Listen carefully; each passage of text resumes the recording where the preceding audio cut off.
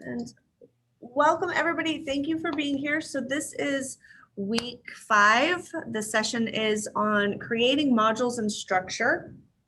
And I've got my SOPT sandbox demo course opened up, sharing my screen with you right now so that we can talk about this. And really today I've only got 3 things that I want to cover, and I'm going to start with the easiest one first. We're going to jump into the settings and talk about course navigation. So the third tab over is where you're going to control where students can access in your course. Very simple. It's got the top bucket is what they can see and the bottom bucket is what they cannot. So you're just going to the very basic drag and drop. So most of you are going to be familiar with this already. I will make a couple of points that you might not know are coming. In this left global navigation, that black bar, that's the bar that you can collapse it or expand it ever so slightly, but it's always there no matter where you are in Canvas. You've always got global navigation. There's going to be 2 additional icons coming soon, and that's going to include a UIW resources and a libraries resources. So like the help, how it slides out, there will be a slide out for those 2 other categories. And so all of your policies, student accommodations, the websites, and your library materials, they will be able to control what students can have access to in their own space.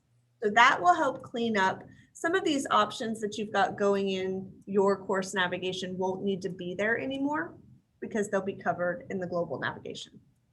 So I'm just dragging and dropping a bunch of stuff because you'll notice your sandbox probably came with a lot.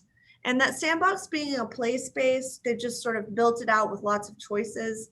But your academic space, the shell that you're going to get, it's really going to be pretty minimal. They've cleaned up and left really the most common tools. So one of the things I did get asked about this week was, how do I get StudyMate into my course? It's already in your courses. If you want to use StudyMate, just go ahead and drag that link right up into the top space. There's no installation required. They've already done that for you as an institution. So I'm just kind of going through and, I'm even going to get rid of a lot of stuff, right? Because I don't really need access to any of this for my students in this demo course whatsoever. And I'm going to leave it at that. And I'm going to scroll down. I'm always going to remember to click save, because if you don't save anything you've done on that page, you'll have to go redo it. So now I've just got this really short list. And if I go back to my home page and I jump into my student view, then you will see how some options I still see, but my students will not be able to. Right, so nice and short. So that's the first way you're really going to control how students can get to stuff in your class. I want to make sure that everybody understands if you put links into your modules, but you also have the same links in, say, your assignments, right? So you've created some assignments, you give students access to the assignments here, and you have modules, and you decide to unpublish the module, right? Students are not going to be able to see this F3 course information. I'm going to leave.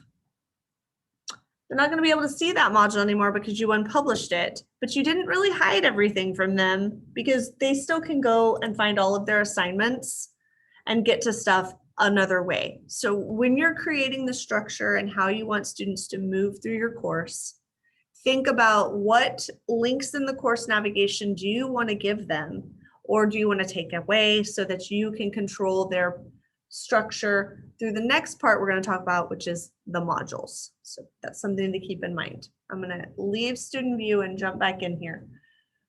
So, in this, my home and my module space, in this space, I really do get to control how students move through the course chronologically, as well as, it creates the next and previous buttons automatically. So everything listed down this entire page is going to create a next button to go to the next item and a previous button to go back. And that's happening automatically just by putting stuff into these buckets. You're also going to be able to create new ones. Obviously, you can do that. You can move around all of the stuff that came from Blackboard. So if I come through and I say, okay, I want all of my asynchronous and synchronous activities to be in one. I want all of case 15 in one module. But I do want to do some separation. I have that ability too. So you can come down, you can choose a text header, and you could put asynchronous and click save. And then you could move your asynchronous items below that text header. And so you still get that division in your structure, but you maybe don't necessarily want to have multiple modules. Totally up to you. There's a lot of flexibility and a lot of freedom in these choices. So once you do this, you rearrange, you can come over and you can delete them, right? So maybe I don't want this one anymore. I can say, okay. And I could do the same thing again for this next selection. I can also reorganize, so dragging and dropping all of the items that are in here, as well as I can move the entire modules. So if they come over in strange order, you can rearrange them. So once I click on the first item, you guys are going to see I'd referenced this next button. That's created automatically for you because you're using modules. Without modules, your course won't have this feature, and students would have to have some other way to get to everything, which can be very time consuming and not usually a fan favorite. So modules are really important. So they can click through. I can also go back to my full modules page, which is also set as my home. And I can change sort of the way I'm viewing this. So I can collapse all of them and I can see this high overview of what buckets I'm using. This is nice to be able to move them around. You can also, if you don't want to drag and drop, you've got control to move a module. And this, if you select this, can then choose where you want it to go, before or after. And then once you select, it'll give you the options to drop down and choose. So you have some alternative ways if your web browser is acting funny, or if maybe you forgot your mouse at home or something, and you're trying to click on a small screen. It can just be tricky. I'm going to cancel this. You can also move all of the content that is in this particular module. So you can drag and drop and pull it out this way, by just moving it into another space. Or you can use the move content and you can say, I want to move this to this other space. Or you can say, I want to move the contents, all of it, the entire thing that's in this one, somewhere else. So lots of ways to reorganize, but then you've got a whole nother level of control. So you can go into your module settings and you can lock by date and time so that the items that are within this module are going to be pending access until that date and time passes. You can also add prerequisites and requirements. So I'm going to go to my second module so that you can see both the prereqs and requirements together. Now, the reason why I can't show you prereqs with the first module is because the first module comes first, there's no way to do a prerequisite. So keep that in mind. The first module counts as the first thing, and then prerequisites are a possibility after that. So for this particular one, because it's the second module, I can add a prerequisite and I only am going to have the modules that come before it.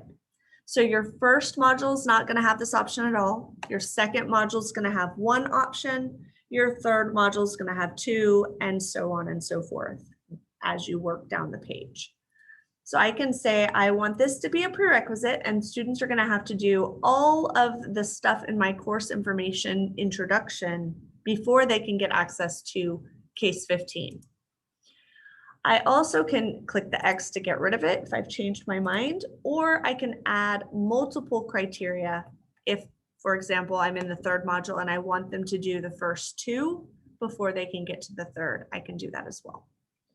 So I'm going to get rid of this, and then I'm going to show you requirements. So students can complete everything that's in here, and then you can turn, they have to do it in sequential order or not, on with just the checkbox. Or you can pick this next one, which is to just select the specific criteria. So let's say, for example, you've got your case 15, it has a few pages of information, but then it's got a graded assignment. You can choose that they can't move on until they have completed one specific assignment, and that it's, it will give you the specific option to submit. So, assignment for week 1 has been submitted, and then they'd be allowed to go to the next module. So you get to control all of those choices here. And always make sure, again, you click that red button to save, or you will lose the settings that you attempted to put into place. Any questions on modules and how you can control the flow of course information with prereqs or requirements? Pretty straightforward. I feel like in PT especially, you guys have some courses that use unlocking as you work through and some that are just fully open. Both methods are equally high quality, just depending on how you want students to access that information. So the third topic that I would like to introduce today is the idea of mastery paths. So a mastery path is similar to having the prereqs and requirements, but it's based on how well the students perform.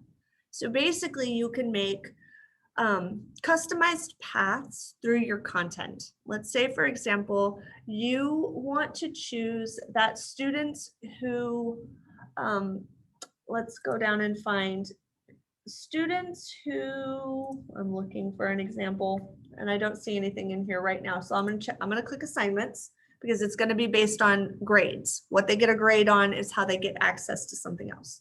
So I'm gonna come in here to my options and I'm gonna say quiz 1 lab tests. I'm gonna put this one first right here. And this is the one I want to set up. I want students who get a certain grade to get access to different information. So coming over here, I can select my ... more options menu, that's snowman, and click mastery paths. And then it will open up and it will let me just basically create those different paths. Anyone who's made over a certain threshold to 100 is going to be given maybe nothing. Maybe the person who scores a passing grade of an 85 or higher, they don't have to do anything additional. But maybe somebody who makes a 40 to an 85, you want to come in and you want to say, I want them to review, this PowerPoint, and I want them to, they need to do the genetics worksheet. So that's going to be the path for these. And I'm going to say add the items. And so basically it's saying that if you made between a 40 and an 85, you're going to need to do the PowerPoint slides and this worksheet, whereas somebody who makes an 85 or higher does not. So you can completely customize this and change it to your liking. You can also change it to or. So maybe if you want to give them choice, if they perform this way on an exam, they get to do this or that as a follow-up. So lots of choices here. And then of course you would want to save, and I have the save and publish option because I still haven't published this quiz, but saving it will at least apply the master paths, even though I haven't published it to my students.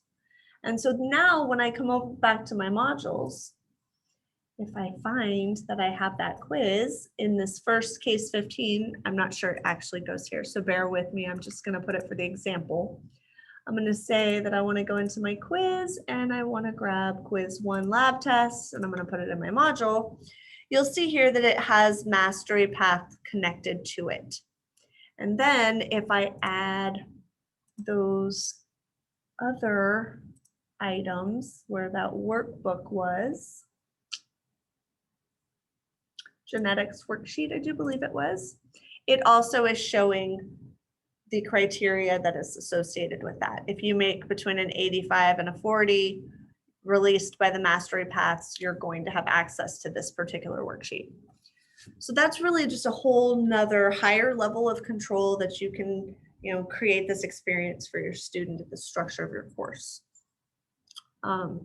This usually takes me 30 minutes, but I feel like you guys are probably quiet because you kind of had the basics already. And normally I have a lot of questions about, well, like, how do I even add that to a module?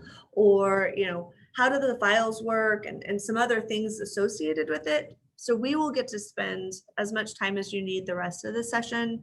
I'll answer any questions. So if you have questions related to this topic, I'd like to record them, but if not, I will stop the recording and then we can have a free-for-all. Melissa, I have a question about the mastery paths. That's something I've kind of looked at, but I didn't understand it at all. So with what you showed, does that just cue the students to, like, for example, if I had a narrated PowerPoint or any other resource that would inform them for a quiz, does that just cue them back to that, or does it only open it for people that need extra sources? So it kind of depends on how you've set it up, right? So there's ways that I can give access to a file to everyone. And then there's ways that I can associate information to a particular mastery path. So you're basically creating multiple instances of a course to customize the learning based on performance.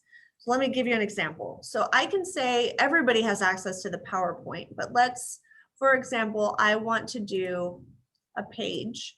I'm going to make a page, and this page is going to be extension activities. Or you could say extension activities and materials. So I'm going to say add the item, and it's going to take a second and should do it. Look at that. It's not happy with me today. All right. Well, I'm going to copy that so I don't type it again. I'm going to click cancel, and we're going to try that one more time. And now it's having a freak out. Hold on.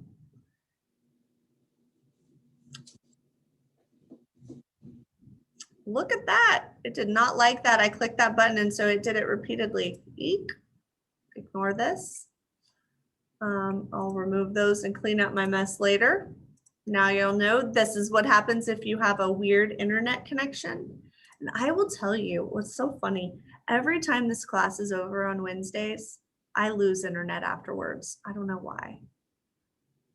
So I'm going to remove that one. Okay, so I've just made this extension activities and materials page. And when I go into edit, let's say I put all of the things I want my students who don't do very well to review. I can design my page with all of that information here, and then I can click the whole page to allow it in Mastery Paths. And I can save and publish.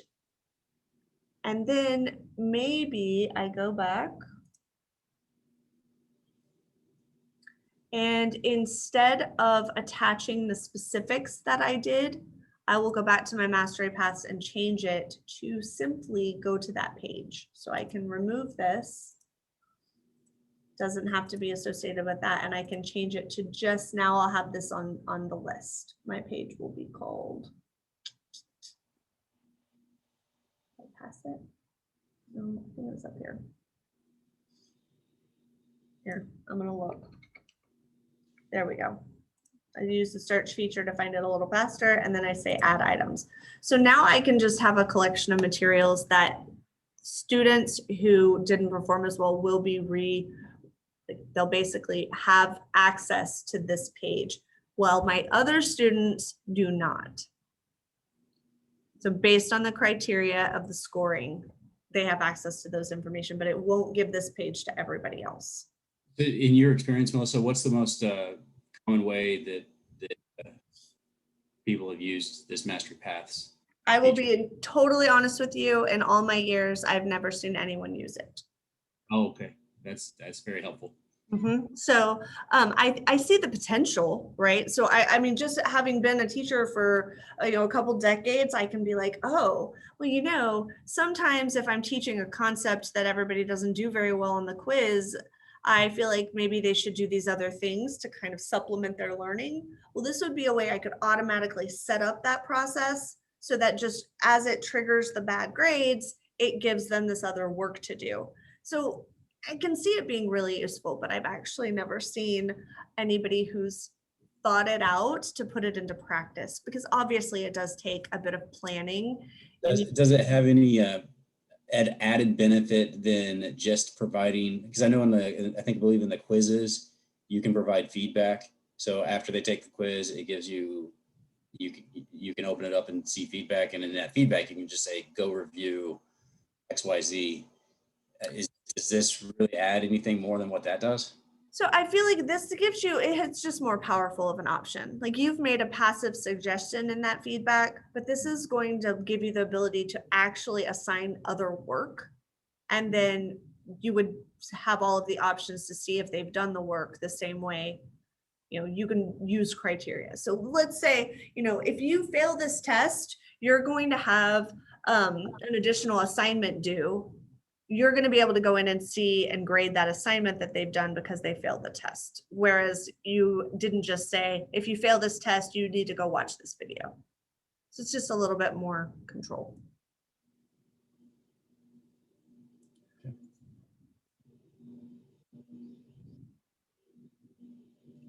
One of the other ways, so nursing has been asking about, they have a criteria of you have to make a 75% average on your exams in order to get a grade for everything else. Like that's a criteria to pass their course. It has to be a 75% average on their tests.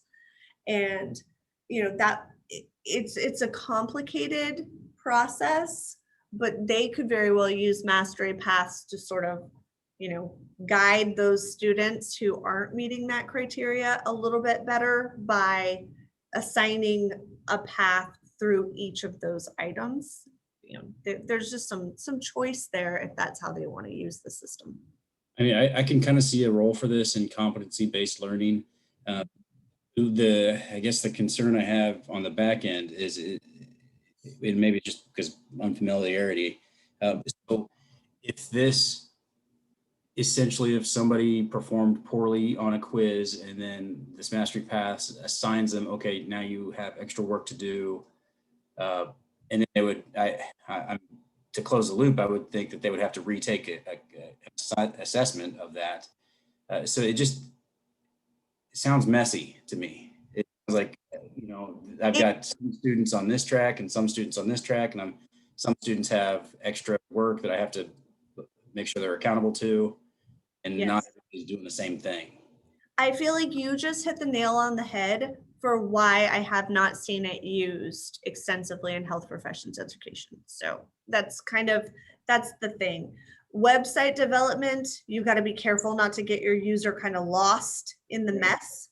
And it's the same process for applying it to the educational use, is what is the real pattern? So you're really going to have to kind of think through what am I doing and why. But that whole process of, I want them to take a test, and if they fail, I want them to do this other, see this other content and then take another test to see that they've improved. You can set that up easily with this particular feature, and it would just manage it for you automatically. So you think it's a lot of upfront work, but once you probably make a few mistakes the first iteration, maybe the second, maybe even the third, but once it's set up, it should be set it and forget it. I think that I honestly think that it would be time intensive upfront, yes, but if you're going to think it through, I think it's going to work right the first time. Like, I don't think you're going to go through multiple iterations of it being a problem. I just think that you just come up with what you're trying to achieve, and then we'll look at it and solve it, because it's just or variables. You get to pick some stuff and put it in this flow based on how well they perform or not. I think that it gives you powerful options to control things automatically, but it's not super extensive as far as what you can choose to do with it.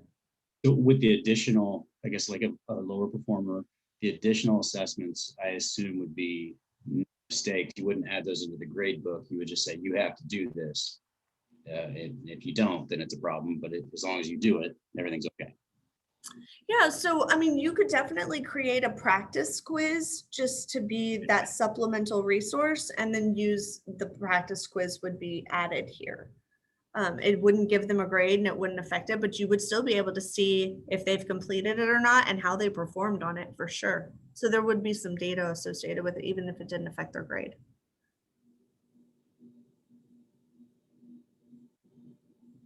So I think sometimes we're actually doing some of these things automatically in our teaching, right? So there's times where we go back and we're like, oh, the performance on this test, and we look at that and we're like, gosh, everybody really didn't get this concept. And we do a reteach, or we give some, follow-up remediation to why they didn't perform as well. And we're doing those things in the classroom. And this is just one way that you can offload some of that into that online environment. So how does the gradebook manage this if certain students have this additional thing but others don't? So the gradebook manages it by, so I made this a page, so I'm gonna actually remove this and make this something else that was graded. So I think I had said this we'll do the 2020 farm quiz is gonna be the consequence, right? If you've made under an 85, you're gonna come over here and take this one. Let's just say that, for example. And then I'm gonna say save and publish. Everything's gonna be published, because anytime anybody asks me a student perspective question, these demo courses are the worst. They're not conducive to that at all. Hold on one second and let me set it up. So we're basically have, this one's the mastery path. I'm gonna remove this. And I'm gonna remove this one. And then I'm gonna add my second one. So that was quiz 2020, this one there. And I've got some unhappy Canvas behavior.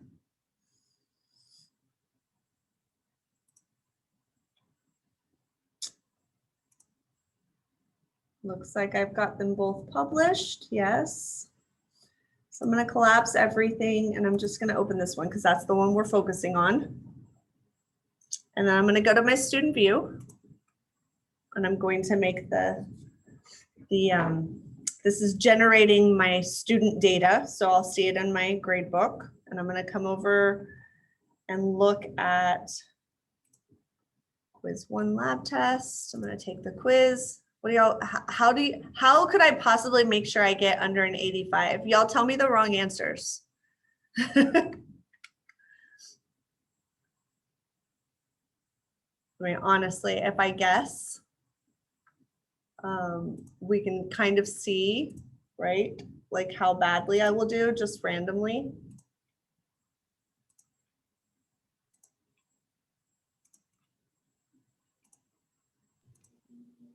How many questions? Here we go. Submit. Let's just find out really quick.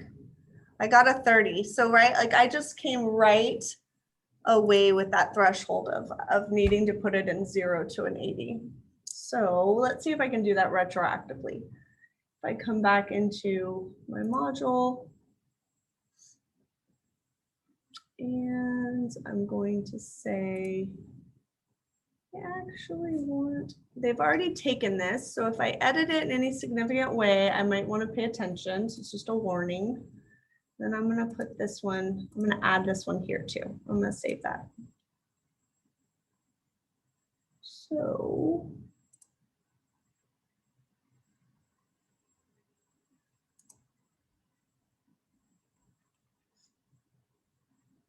So locked until mastery path is processed for quiz one lab test. So it's obviously not letting me do that. So how do I know if it's processed? That's a good question. I'm not sure. Let me go look.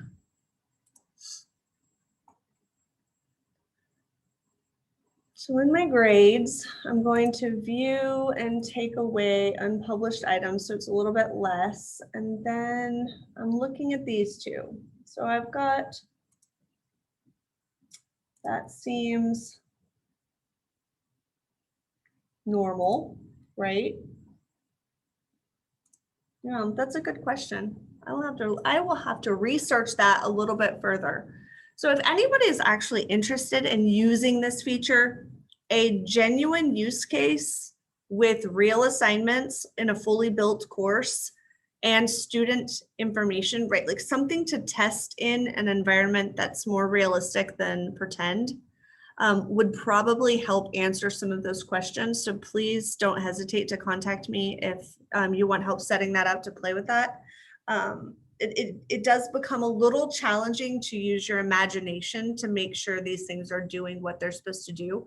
So I've read the documents, I've watched the videos, but until I really get my hands on some true details, I'm not really sure that I'd be able to fully flesh it out, but I'm happy to do so.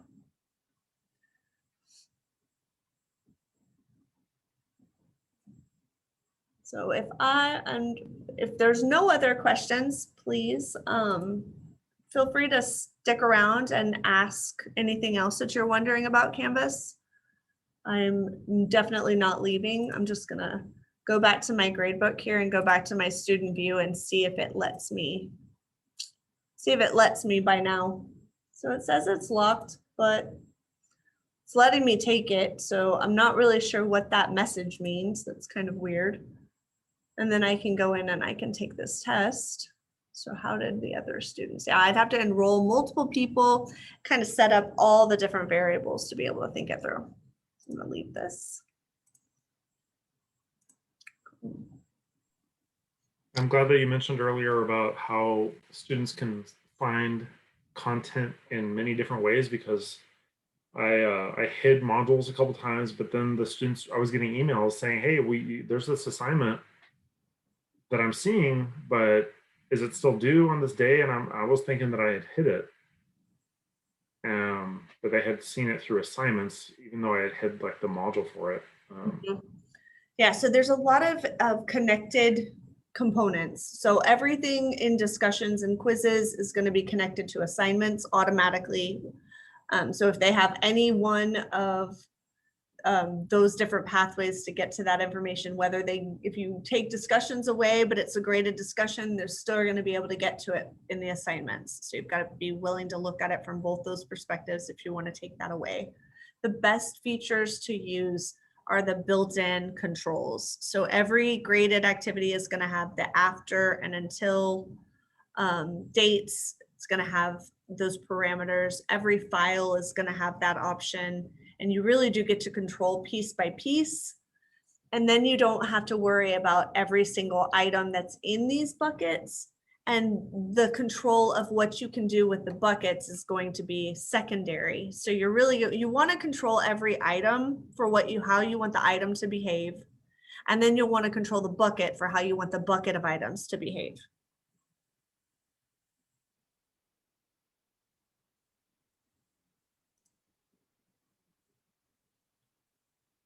Okay, I'm going to stop the recording if there's no more questions on this topic, and stick around